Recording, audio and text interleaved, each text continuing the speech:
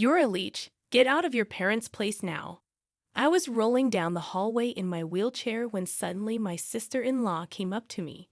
She started her usual taunting, but I acted like I didn't hear her. Then she blocked my path, and before I knew it, I felt weightless, then a sharp pain as I crashed to the floor. Catherine had shoved me and my wheelchair down. My arm throbbed with pain as I lay there, and she just laughed and kicked my wheelchair away. You deserve this. I won't give it back until you leave. Catherine always treated me like trash, like it was no big deal. I couldn't understand her cruelty. That's when I decided to leave that place I once called home. Now with the big house and all its riches to myself, Catherine smirked like some evil creature satisfied with herself. In that moment, I vowed to get revenge on my sister-in-law, who cared only for her own selfish desires. I'm Emily, 33 years old. 3 years ago, on a rainy day at the station, I slipped on a step, fell, and ended up with paraplegia. Now, I rely on my wheelchair for everything.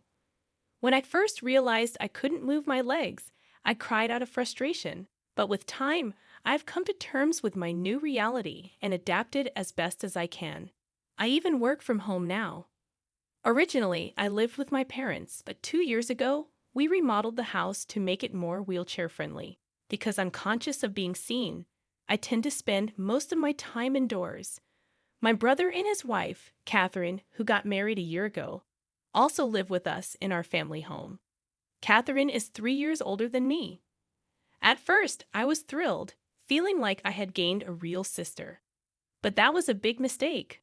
On the day Catherine moved in, after unpacking, she smiled at me and asked if we could have a heart-to-heart talk in my room to improve our relationship. I eagerly agreed, expecting a pleasant chat. As Catherine pushed my wheelchair into my room and closed the door with a bang, her expression changed completely. Gone was the gentle demeanor. Now she frowned as if she were a different person. Then she said something shocking. You know, you're an eyesore. It's not just your legs, even your ears are bad. You in that wheelchair are an eyesore. Stunned by Catherine's sudden hostility, I could only respond vaguely, trying to laugh it off. That's a joke, right? I asked, but Catherine didn't back down. First of all, I hate jokes. It's all true, obviously. But didn't you just say you wanted to get along? That was just an excuse to be alone with you. Her unexpected words threw me into a panic, and my hands started to shake as I covered my mouth. Wait a minute, I can't grasp the situation. Does she hate me? I thought, taking a deep breath and trying to comprehend what had just been said. But Catherine didn't stop there. She continued to berate me. You're a parasite, living off others without working, just loafing around the house, she spat out. Feeling a mix of disbelief and hurt, I mustered the courage to look Catherine in the eye and respond. I do work and contribute to the household expenses. I defended myself, but Catherine wouldn't believe me. Don't lie. How can you work if you're always at home, idiot? She countered. Trying to make sense of the situation, I was left bewildered. Being berated like this by my brother's wife, whom I'd only met a few times since their marriage, was a huge shock. Unsure of what to do next, I wondered if I should tell my brother about what had happened. But just as I was about to leave my room, memories flooded back to me. The moment I woke up in the hospital after my accident, realizing I couldn't move my legs. Back then, I couldn't accept this new reality about myself. Despite claiming to look forward to the future, I hardly leave the house due to my self-consciousness about others' stares. Maybe Catherine is going through something similar, I thought. Instead of causing more trouble by talking to my brother and parents, I decided to wait and see. Surely, if we lived together, we would eventually understand each other. With that in mind, I calmed my trembling heart. I made efforts to initiate conversations with Catherine, hoping to build a friendly relationship. However, her cold attitude only grew worse with each passing day. When our parents and brother were around, she acted like a caring sister. But as soon as they left for work, she started harassing me. One day she quoted, "He who does not work, neither shall he eat," before throwing away my lunch as soon as I sat down to eat. Despite my attempts to explain that I do work and contribute to the household expenses, Catherine wouldn't listen. She not only verbally abused me, but also deliberately obstructed my door with objects to trap me in my room. Unable to endure it any longer, I decided to tell my parents and brother about the situation in Catherine's presence, so she couldn't deny it. I explained how Catherine had been throwing away my food and trapping me in my room, causing me trouble. However, Catherine quickly denied everything, claiming that she threw away the food because she didn't like it and accidentally left the vacuum cleaner in front of my room while cleaning. She apologized for her actions, admitting to being an imperfect wife and causing me discomfort. Catherine's tearful apology, which seemed like something out of a movie, completely fooled my parents and brother. Realizing I couldn't win this battle, I started to think it might be best to just avoid dealing with her altogether. From then on, I mostly stayed in my room, hardly speaking to anyone. A year later, as I was heading back to my room after breakfast, I ran into Catherine in the hallway, and she immediately started berating me again. Still planning to squat at your parents' house? I'm sick of persistent pests like you. Useless parasites should leave right now.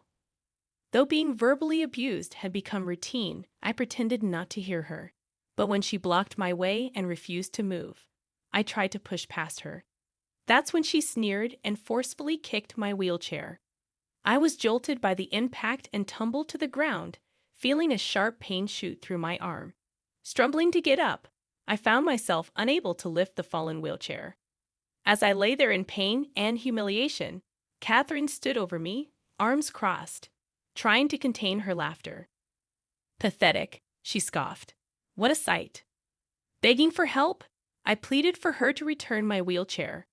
But she only kicked it further away, out of my reach, saying she wouldn't give it back until I agreed to leave the house.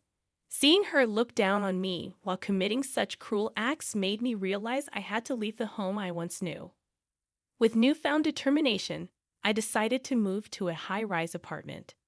But Catherine scoffed at the idea, mocking my ability to afford it. Despite her disbelief, I insisted on leaving the house and asked for my wheelchair back. The helper will be here soon, so ask them for help. Finally, I can get rid of this money eater. Now this big house and all its wealth are all mine. Get out your precious wheelchair and start packing right away. For the first time, I realized this was Catherine's true nature, to go to such lengths for her own desires. She truly was a terrifying person, becoming the devil in my eyes. She left without returning my wheelchair, leaving me exposed and shivering on the cold floor of the hallway during the winter season. My body temperature quickly drained, and despite my efforts to crawl towards my wheelchair, my injured arm was too weak to move me even a step. I hoped the helper would arrive soon. What if I had to stay like this forever? As I continued to shiver from the cold, I heard the front door open, and the helper arrived. I cried out for help, and the helper rushed over, noticing something was wrong. They immediately took me to the hospital, where fortunately, it was determined to be just a bruise with no bone abnormalities. I was prescribed ointment and returned home with a bitter feeling, beginning to prepare to move out. I wouldn't let this go. I would reveal Catherine's true nature and make her regret it. On the day of the move, Catherine was getting ready to leave after finishing her breakfast. She hurriedly headed to the front door, making sure to tell me one last thing. Make sure you clean up and leave before I get back, and never come back to this house again. I replied firmly, you don't have to worry. I'll be gone from here for good. Then, with a bitter finality, I said, goodbye forever. Goodbye. Catherine seemed unusually cheerful, and I couldn't help but wonder what her reaction would be when she found out about the impending tragedy that awaited her. My plan was nearing completion, but despite this, leaving the home I had grown attached to felt like being forcefully pulled away. I bid my farewells by touching the pillars and walls one last time, expressing my gratitude. Goodbye, my beloved home. Thank you for everything. As the moving truck drove away, I watched the house disappear from view, feeling a sense of longing. True to my word to Catherine, I moved to the top floor of a high-rise apartment. Looking out at the view outside, I felt a sense of excitement about my new life. However, my moment of excitement was interrupted by a phone call. Glancing at the screen, I saw Catherine's name displayed. Calmly, I answered the call. "Hey, what's going on?" Catherine's voice sounded frantic. "There's nothing left in the house. What's going on?" I replied coolly, "It's because I've moved out. I'm busy, so I'm going to hang up now." But Catherine wasn't having it. "Wait a minute. Who gave you permission to do such a thing? There's no TV, no air conditioner, not even a dresser. What have you done? Everything in the house was bought by me, so I don't need permission, do I?" "Nonsense. Return them at once."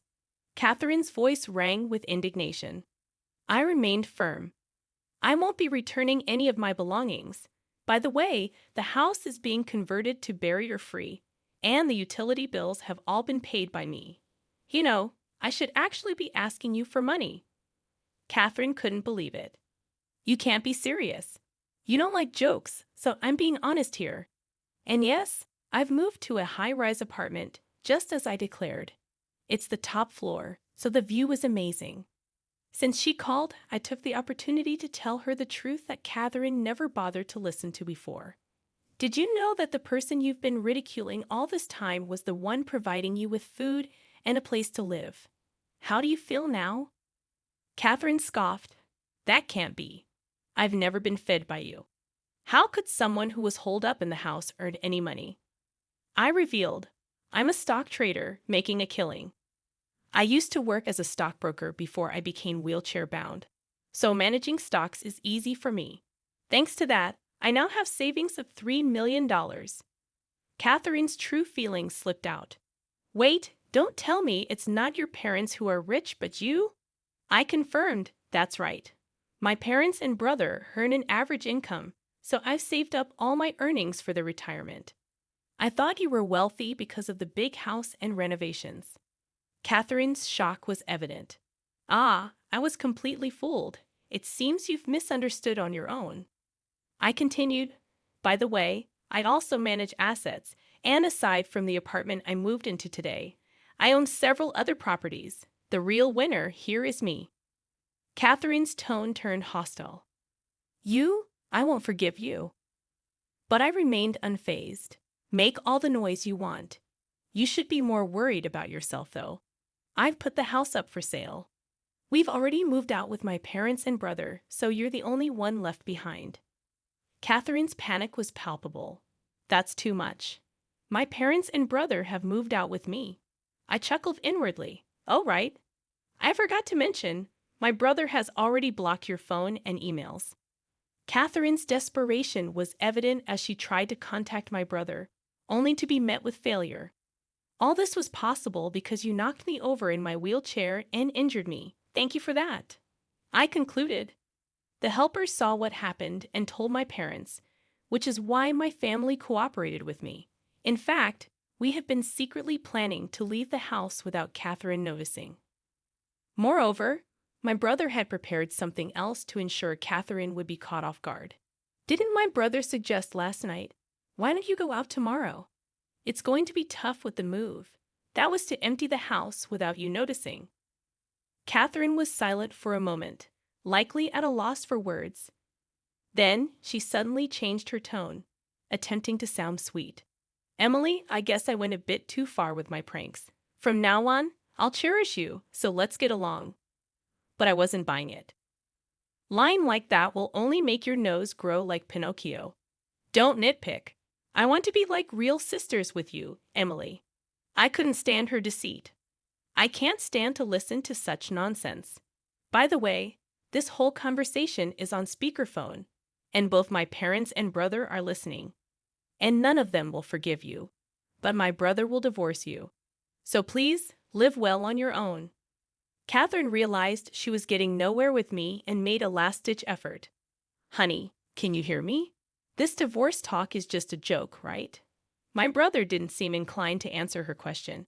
He was listening and laughing at her distress. "Shut up," was all Catherine got in response. "Hey, let's talk this over properly, okay?" Catherine pleaded. Okay. I'll find out where the high rise is and come over right away. Please tell me where it is." Surprised by her belief that she could still be forgiven, we all burst into laughter. But considering Catherine's persistence, I sternly warned her in a firm voice, "If you try to enter the high rise without permission, I will sue you for trespassing." Catherine tried to brush off my warning. "Oh, don't say such scary things. I'm very serious." But I wasn't backing down.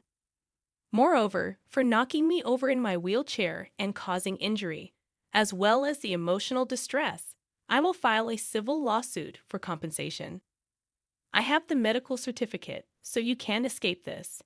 Pay $20,000 promptly, please. Catherine panicked. "If I have to pay that, I'll be broke. You have $3 million. You don't need the money." But I stood firm.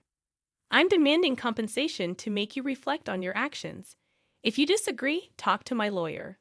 So goodbye forever." Desperate not to lose her wealthy spouse, Catherine apologized. "I apologize. I'll change my ways, so please forgive me." But I wasn't buying it. "Forgive you? You must be joking." I cut her off decisively, in the end, just to be safe. I took precautions to ensure Catherine couldn't enter the high-rise apartment. I gave a photo of her to the manager and informed them that she was a person of concern. If she even steps inside, the security guards will immediately rush over. My brother no longer wanted to see Catherine's face, so I asked a lawyer I know to finalize the divorce. Since Catherine had squandered my brother's earnings, she only received $20 in the property division. She was living in the house we put up for sale without permission, but was discovered by the real estate company that bought it and was fined for trespassing. Now a criminal, Catherine has become unwelcome even at her own family's home and is wandering the streets without a place to go. As promised, I filed for $2,000 in compensation. I will make sure she pays it no matter what. Our family has moved to a spacious, newly built high-rise apartment and is enjoying our days leisurely.